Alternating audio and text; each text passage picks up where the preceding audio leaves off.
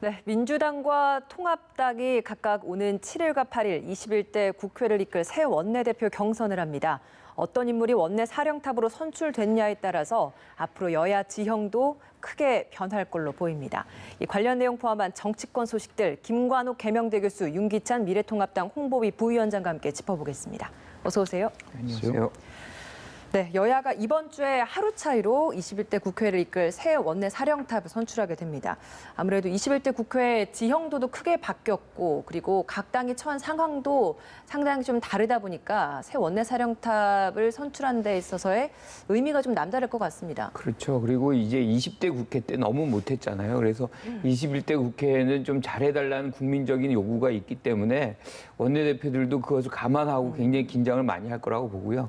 지금 이 여야의 원내대표 입장이 좀 다르다고 봅니다. 저는 민주당 같은 경우 사실 180석이라는 어마어마한 이제 숫자의 어떤 수장이나 마찬가지고 이게 권능이 이제 강화된 거잖아요. 이게 어떻게 보면 기회죠. 그런데 이것만큼 또 국민들은 기대를 하거든요. 그러니까 그거 자체가 또 위기일 수 있습니다. 그래서 얼마나 그걸 잘하느냐가 이제 중요한 것이고요. 반대로 지금 통합당 같은 경우는 80, 그러니까 뭐 다 합치면 이제 통합된다 그러면 103석이 된다고 치고 그럼 사실 굉장히 이제 줄어들었잖아요. 어려운 상황이고 그렇기 때문에 위기일 수는 있지만 이걸 또 여하이 잘 풀어나간다면 저는 기회가 있을 수 있는 것이라고 생각하고요. 또 더 중요한 의미는 이 원내대표일 때 사실은 이 대선 국면이 진입이 됩니다. 그러니까 대선 후보들이 거의 윤곽이 드러나고 뭐 이런 과정을 거쳐 나가야 되는 상황이기 때문에 굉장히 역할도 굉장히 중요하고요. 더 중요한 것은 사실 지금 코로나19의 시대예요. 그래서 이것을 어떻게 여하에 빨리 이제 조속하게 종식시키느냐에 이제 여야가 힘을 합쳐야 되는 것이고 민생 입법을 빨리 해야 되는 부분도 있거든요. 그래서 그런 부분까지 감안한다면 굉장히 중요한 시기에 이제 원내대표들이 뽑힌다 이렇게 생각하면 될 것 같습니다. 예. 어떻게 좀 평가하시겠습니까? 이번 21대 첫 원내 지도부가 각 당에 뽑히게 되는 겁니다. 어떤 의미가 있다고 보세요? 일단 뭐 대선도 앞두고 있고요. 예. 그리고 이 국회 지형도가 일단 160 지역구만 보면 163석과 84석이기 때문에 우리 협상이 상당히 중요한 국회가 될 거예요. 그리고 이제 경제 위기가 다가온다고 다들 진단하고 있는 상황에서 국회가 3차 추경 이런 추경에 대한 필요성도 있지만 재정 적자, 특히 이제 관리 재정 적자가 많이 늘어나는 시기이기 때문에 이것을 어떻게 협상으로 풀어갈 것인지, 마냥 끌려갈 것인지 아니면 협상력을 잘 발휘해서 적당한 견제를 잘 할 것인지. 사실 힘으로 밀어붙이면 20대 국회와 뭐 마찬가지가 되겠지만 힘으로 밀어붙이기에는 오히려 부담스러울 겁니다. 민주당 입장도 미래통합당 입장에서도 힘으로 끌려가기보다는 조기에 성과를 내야 되기 때문에 아마 협상에 상당히 중요한 그런 변수가 되지 않을까라고 생각합니다. 예, 각 당 경선 내용을 좀 구체적으로 볼 텐데 먼저 민주당 원내대표 경선부터 보겠습니다. 현재 김태년, 전해철, 정성호 의원 3파전입니다. 연휴 동안 김태년, 전해철 의원은 직접 1대1 스킨십을 하면서 전국을 돌았다고 하고요. 정성호 의원 같은 경우에는 책에 이제 메시지를 써서 보내기도 하고 문자나 전화를 통해서 접촉을 시도를 하면서 지지를 호소를 했습니다. 일단 이 3파전에서의 판세는 좀 어떻게 좀 분석하고 계신가요? 그 판세가 그렇게 쉽게 드러나지 않죠. 왜냐하면 지금 초선이 42%, 68명이에요. 그런데 그쵸. 이분들은 정치적 성향이 어떻게 되는지 사실상 모르거든요. 그래서 지금 민주당에서는 7일 날 이제 원내대표 경선이 있잖아요. 6일 날 10시부터 1시간 반 동안 초선 의원들만 모아놓고 일종의 질의응답 시간을 갖습니다. 3명의 후보자들이 나서서 뭐 예컨대 뭐 다음에 어떤 전략이 무엇이냐 뭐 등등의 어떤 이 초선 의원들이 물어보고 싶은 것들을 물어보면 거기에 대해서 대응을 하는 그런 시간을 갖고 7일 날 이제 투표를 하는 그런 장면이 나오기 때문에 그때 가면 이제 좀 더 윤곽이 드러나겠죠. 그런데 지금의 상황에서 180명이라고 감안하면 이 180명을 어떻게 하면 잘 리드할 수 있느냐. 여기에서는 선수가 좀 중요하다는 생각이 좀 들어요. 근데 여기서 선수가 김태년, 정성호 의원이 4선, 그리고 전해철 의원이 3선이기 때문에 그런 부분은 우리가 또 감안할 수가 있고요. 또 한 가지는 이제 낙선의 경험이 또 유리할 수가 있습니다. 그러니까 낙선을 할 때는 항상 못 도와준 분들은 항상 다음번에 도와줄게. 이게 이제 족쇄가 돼가지고 또 이렇게 하는 것들이 있는데 예. 그런 부분에서 이제 김태년 의원이 한번 나갔었던 경험이 있잖아요. 그런 부분들도 이제 도움이 될 수 있을 것 같은데 결정적인 건 전 초선의 의사들이 초선 의원들이 어떻게 이 방향을 잡느냐가 가장 결정적이다. 뭐 이렇게 생각을 합니다. 실제로 그 새 후보들도 초선 의원들의 입법 활동을 도와주기 위한 뭐 이런 공약이나 이런 것들도 많이 지금 발표를 하고 있는 상황이잖아요. 지금 교수님께서 초선 의원들이 굉장히 큰 변수일 거다 말씀해 주셨는데 부위원장께서는 좀 어떻게 보고 계신가요? 초선 의원들의 성향이라는 것은 정해지지 않았다고 보고요. 일단 처음에 국회를 보는 시각 갖고 원내투표에 한 표를 행사하지 않을 것 같아요. 그러니까 상당한 조언을 받고 그 조언에 따라서 투표 성향이 결정되지 않을까. 예. 그럼 조언해 주는 분들이 뭐 실제 후원회장을 했다든가 기타 또 해당 지역적 연고도 또 좌우가 될 것이고 예. 다만 이제 초선의 표의 행방은 사실 가늠하기 어려워요. 미래 권력이라는 부분도 있는 것이고요. 다만 이제 민주당의 경우에는 정책위 의장과 런닝메이트제가 아니에요. 이것은 이제 정책위 의장은 당대표가 지명하도록 되어 있기 때문에 이 점이 변수가 될 수가 있어요. 그러니까 정책위 의장이 런닝메이트가 되게 되면 이 친소관계에 따라서 상당히 변수가 더 있을 수 그쵸. 있는데 공천권과 관련된 여러 가지 전략적 투표할 필요성도 없고 그렇다면 사실 원내의 국회 지형도에 따라서 투표 결과가 나오지 않을까. 또 하나는 이제 결선 투표제라는 게 있거든요. 그러니까 이전에 이인영 대표의 경우에도 김태년 지금 의원이 사실은 이의를 했어요, 예상외로. 그래서 이 부분이 어떻게 지금 여기에 반영될지 이제 결선 투표까지 가게 되면 또 어떻게 변할지 이런 세 가지 정도가 변수가 아닐까 저는 그럼 생각합니다. 결선 투표로까지, 그러니까 경선에서 표가 이제 확실하게 구분이 되지 않으면 결선까지 가게 되는 건데 과반이 얻지 못한 결선까지 갑니다. 결선까지 가게 될 거라고 좀 보고 계신다는 건가요? 저는 결선까지 갈 것 같아요. 왜냐하면 각기 색깔들을 갖고 계세요. 그러니까 이전에 이인영 그 원내대표의 경우에는 이제 범개파의 어떤 지지를 얻어서 됐기 때문에 그 부분이 완전히 없어진 것도 아니에요. 그래서 이번에도 특정인이 과반을 1차 투표에서 얻기는 좀 어렵지 않느냐라는 생각이 좀 듭니다. 그 말씀은 지금 김태년 의원과 전해철 의원이 어찌 보면 친문계 그리고 이제 당권파 뭐 물론 구분이 되겠지만 이렇게 묶여 있는 부분이다 보니 거기에서의 표가 좀 비슷하게 갈리는 그 부분에 대한 걸 좀 고려를 하시는 말씀이신가요? 그러니까 전해철 의원의 경우에는 특정한 그 색깔 있는 분들의 지지를 받고 계세요. 근데 김태년 의원의 경우에는 그 부분에서는 밀리지만 다른 이제 뭐 86이라든지 민평 여러 가지 다른 그 범계파적 친문적 색깔을 갖고 있으면서도 핵심 친문이 아닌 이런 분들의 지지를 받을 가능성이 있어서 예. 이 두 패가 상당히 나뉠 것이다. 거기에 이제 정성우 의원 같은 경우에는 이제 초선 의원들 표가 조금 갈 것 같아요, 제 생각에는.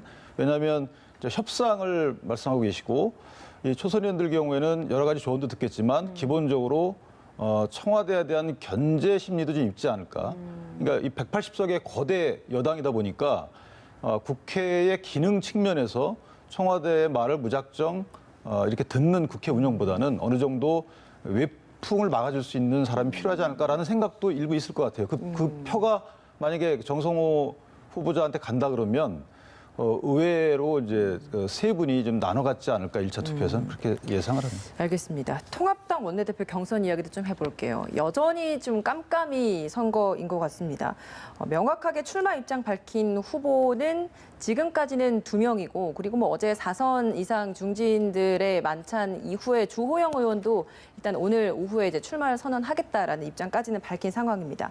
근데 후보 등록이 6일부터 7일까지고 바로 다음 날 경선이 있단 말이죠. 이 때문에 과연 후보들의 제대로 된 자질이나 뭐 이런 앞으로의 방향성, 당을 이끌 방향성을 판단할 수 있는 시간이 충분한가 이런 의문을 갖는 분들도 있던데 어떻습니까? 그렇죠. 그런데 지금 사실 가장 중요한 기준은 그러니까 김종인 비대위를 어떻게 받아들일 것이냐 아니면 비토할 것이냐 그것으로 나뉠 가능성이 매우 높기 때문에 다른 어떤 당의 비전, 원내의 어떤 활동에 대한 비전 이런 것들이 이 의원들의 어떤 투표에 중요한 어떤 기준으로 작용될 것 같지는 않아요. 그런데 지금 이러한 현상, 그러니까 굉장히 이제 지금 오리무중이잖아요.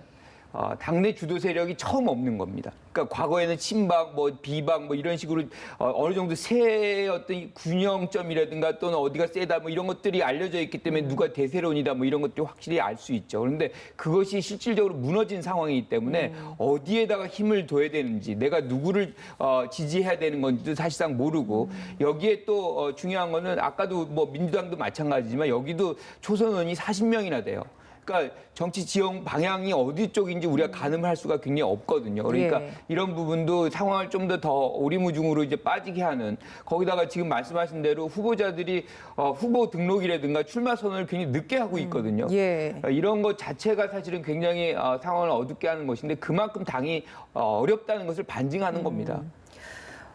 말씀해 주신 걸 보면 이제 앞으로 이제 비대위 출범에 있어서 찬성하느냐 반대하느냐가 굉장히 중요한 선택의 요인으로 작용할 거라고 얘기를 하고 계신데, 지금 주호영 의원은 찬성 쪽에 무게가 좀 많이 실려 있고 나머지 두 후보 같은 경우에는 반대하는 입장이 굉장히 강한 걸로 저희가 좀 분석을 하고 있지 않습니까? 주호영 의원이 찬성이라고 명백히 밝히진 않았어요. 그러니까 비대위 체제가 불가피하다라고 이전에 정진석 예. 의원 몇 분이 이렇게 이제 유해동 의원 말씀하신 적 있고, 원내대표 경선과 관련된 시간이 다가올수록 뭐 총회에서 결정하자 뭐 이런 식의 원론적인 말씀을 하고 계시거든요.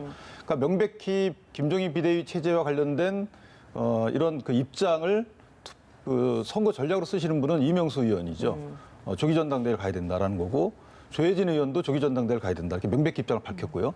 권영세 의원은 정확히 김종인 비대위 체제로 가야 된다 이렇게 명확히 입장을 밝혔어요. 이게 선거 전략을 쓰시는 분이죠. 그래서 이 모든 분들이 원내대표 선거에 나온다고 보지는 않고 이제 정책위 의장 후보라는 것과 런닝메이트로 아마 섞일 거예요. 그러면 뭐 충청과 영남 TK 또는 수도권과 영남 TK 이런 식으로 원내대표 정책위 의장이 아마 섞일 것 같고, 예. 다만 이제 그 의석수 분포를 보면 아무래도 그 영남 출신의 의원이 원내대표로 갈 가능성이 크지 않나, 이런 그 이유 중에 하나는 당대표는 비영남, 예. 원내대표는 영남. 왜냐하면 원내대표라는 것이 원내의 의원들을 사실은 의견을 취합해서 뭐 통솔하는 이런 예. 역할이기 때문에 원내대표가 의원들을 장악하지 못하면 의원총회가 길어지고 장악하면 빨라진다, 짧아진다 이런 소리도 있잖아요. 예. 그만큼 어떤 뭐 대외적인 이미지보다는 원내 전략과 관련된 의원들과의 어떤 소통 또는 통솔 이런 측면에서 보면 원내대표는 영남이고 당대표는 기타 지역으로 이런 또 논리를 세워서 선거 전략을 세울 수도 있어요. 그래서 사실은 이제 열어봐야 한다라는 생각이 듭니다. 어제 그 4선 중진 이상, 4선 이상의 중진들 만나서 만찬을 했고 그 자리에서 이번 경선에 대해서 후보 난립, 당권 다툼 모습 보이지 않도록 하는 경선으로 만들어야 한다라는 데 뜻을 모았다라는 이야기 나오더라고요. 그러면 이 부분에 있어서는 일정 부분 좀 교통 정리를 좀 했다라고 봐야 되는 겁니까? 교통 정리를 하는 것이 필요하다라는 데는 공감을 했지만 구체적으로 어떻게 교통 정리할 것인지는 사실 어려워요. 사실은 저는 불가능하다고 보고요. 다만 뭐 비방하거나 또는 뭐 이런 선거 전략과 관련돼서 당의 진로와 관련된, 예를 들어 김종인 비대 체제와 관련돼서 너무 극심한 대립 형태를 보이게 되면 이것은 당의 진로가 엄청 안 좋은 거거든요. 그래서 저는 선거 전략적으로 김종인 비대 체제를 출범하는 게 맞다 안 맞다라고 명시적으로 발표하는 것은 저는 옳지 않다고 보고요. 마음속으로 갖고 계시고, 다만 어차피 총회에서 결정될 일 아니겠습니까? 그런 원론적인 입장으로 가는 것이 맞다라고 생각합니다. 알겠습니다. 이렇게 새롭게 선출되려고 하는 새 원내대표가 있다면 그 자리를 이제 두고 물러나는 원내대표도 있기 마련이죠. 이제 이인영 원내대표가 7일 원내대표 경선 이후에 이제 물러나게 됩니다. 어제 고별 기자회견이 있었는데 쭉 돌아보시기에 지난 이인영 원내대표의 임기 기간을 좀 어떻게 평가하시고 싶은지 여쭤보겠습니다. 굉장히 다사다난했다. 많은 일들이 1년뿐이 안 되는 그 임기인데 많은 일들이 있었던 것 같아요. 그만큼 이제 어떻게 보면 야당이 반대하는 입법이라든가 이런 것들이 추진이 된 거죠. 그러니까 검찰개혁 입법, 뭐 공수처 설치라든가 검경 수사권 조정이라든가 유치원 3법이라든가 이런 것들이 다 통과가 됐어요. 뭐 예. 여러 가지 상황이 있었지만 그럼에도 불구하고 또 우리가 가장 기대를 걸었던 것 중에 하나가 비례선거법, 준연동형 비례선거법 개정이었는데 그것을 뚜껑을 열어보고 나니까 어떻게 보면 한국 정당사에서 가장 오점이라고 할 수 있는 위성 정당을 만드는 이런 오류를 범했다는 것은 이인영 원내대표의 어떤 성과 중에 굉장히 큰 오점으로 남을 수밖에 없다. 그래서 여러 가지로 장단점이 다 갖고 있는데 문제는 마지막에 선거에서 180석이라는 거대한 이제 이 의석을 확보하는데 기여를 했기 때문에 예. 상당히 성공한 원내대표로서 마감하는 거 아닌가 이렇게 생각을 합니다. 이인영 원내대표 스스로도 이 선거법을 제1야당과 함께 이제 처리하지 못한 부분, 그리고 동물국회, 필리버스터 맞불 등의 이런 막장 국회 모습을 연출한 부분에 있어서를 좀 아쉬운 점이라고 꼽았던 것 같습니다. 통합당으로서는 이인영 원내대표의 임기 동안의 행적을 좀 어떻게 평가하시겠습니까? 일단 원내대표로서의 협상력은 사실은 발휘하지 못하셨죠. 끌고 가시거나 밀어붙이거나 심으로 하신 거죠. 그러니까 그 정도 원내대표의 역할은 누구나 다 할 수 있어요. 그러니까 거대는 아니지만 실제 수적 우위를 바탕으로 해서 협상 없이 시한을 정해주고 이때까지 안 하면 하겠다라고 이 정도의 원내대표는 누구나 못 하겠습니까? 예. 좀 바람직한 원내대표의 상은 아니라고 보고요. 그리고 역사적 평가 측면에서 보면 지금 연동형 비례대표 제안 말씀을 하셨지만 고위공직자 수사처도 있고 예. 좀 개헌 얘기도 하시고 이런 것들이 과연 나중에 어떤 결과로 이런 국가에 도움이 될지 또는 해가 될지에 대해서는 상당히 본인도 불안하실 거예요, 마음이. 성과는 얻으셨지만 그 예. 성과가 국가적으로 득이 될지 해가 될지는 아직까지는 모르는 상황이다. 저는 이렇게 평가하고 싶습니다. 그러니까 원내대표는 사실 상대가 있는 거거든요. 그래서 야당의 원내대표가 이렇게 상대를 해서 정치를 한 것인데 우리가 이제 지금 돌이켜 보면 야당의 원내대표 굉장히 강경했어요. 그리고 이런 강경한 원내대표의 그 결과로서 나타난 것들이 계속된 파행이었거든요.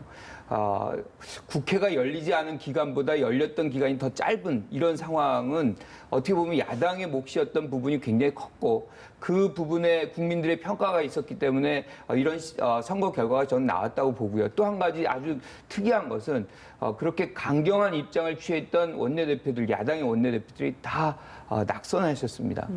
이런 것들은 국민들이 21대 야당 원내대표에게 바라는 부분 중에 하나라는 것을 좀 알아주시면 좋겠다 이렇게 생각합니다. 예. 20대 국회가 이제 29일이면 끝이 납니다. 근데 이를 두고 본회의를 한 번 더 열어야 한다라고 민주당은 이야기를 하고 있어요.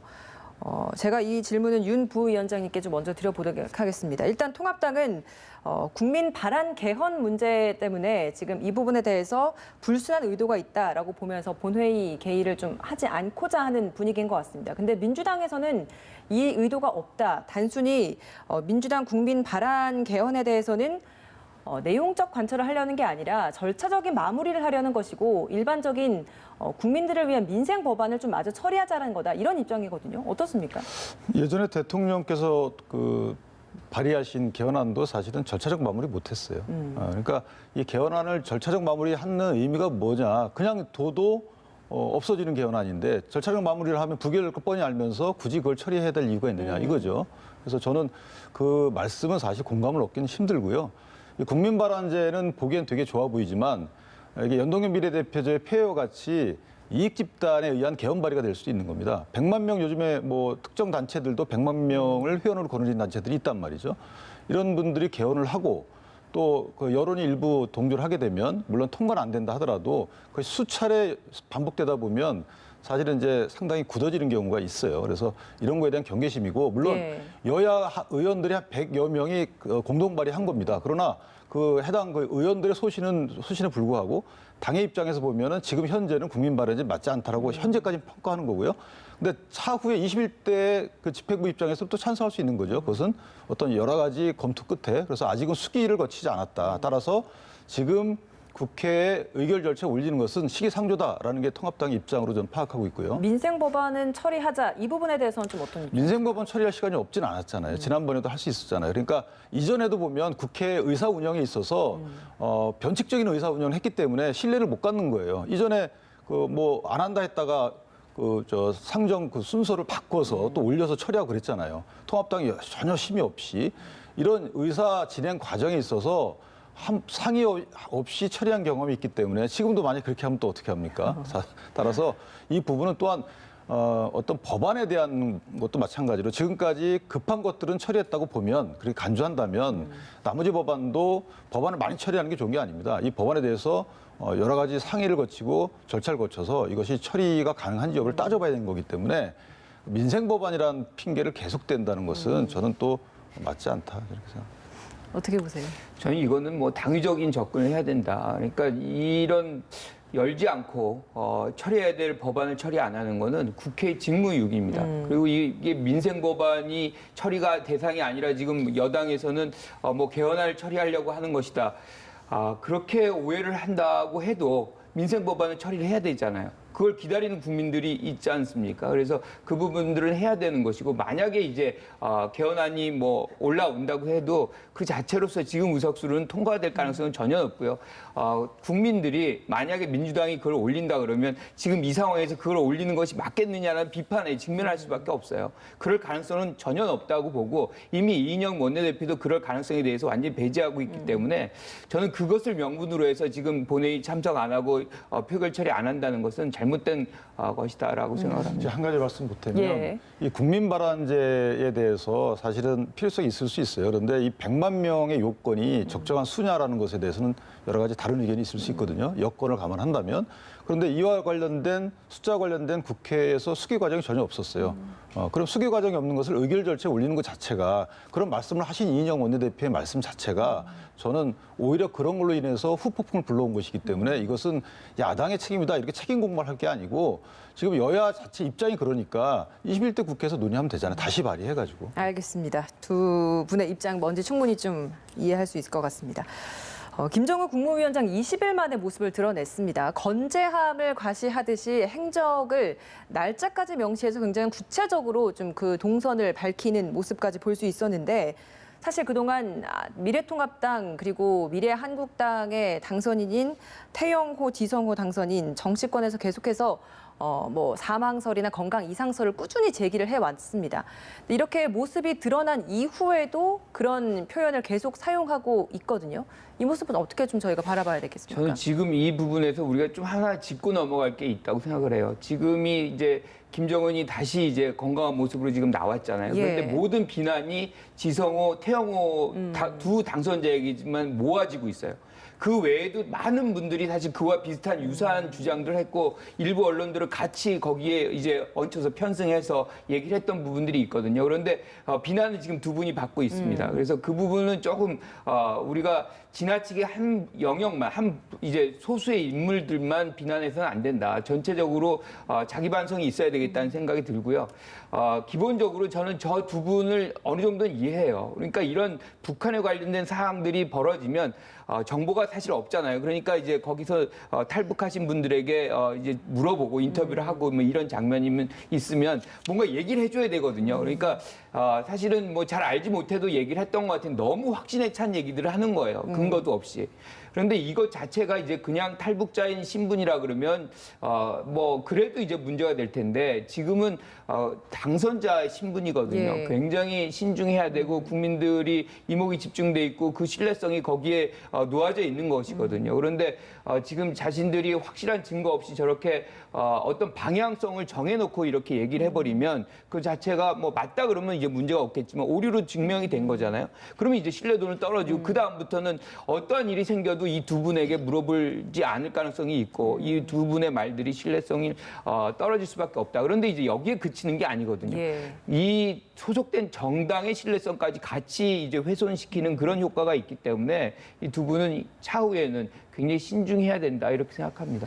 여당에선 당 차원의 징계도 요구하고 있고요. 통합당 내에서도 조금 비판한 목소리가 나온 것 같아요. 통합당에서 좀 어떻게 이 사안을 좀 처리해야 된다고 보세요?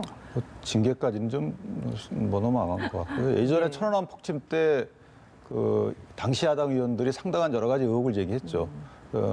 국제적인 어떤 조사 결과가 나왔고 민군 합동 조사 결과가 나왔음에도 불구하고 그에 배치되는 여러 가지 의혹 제기를 할 때 그때 여당 입장에서도 비판을 많이 했어요. 똑같은 거거든요. 사실은 이 두 분이 제기한 의혹이 맞았다 하더라도 그것도 문제예요.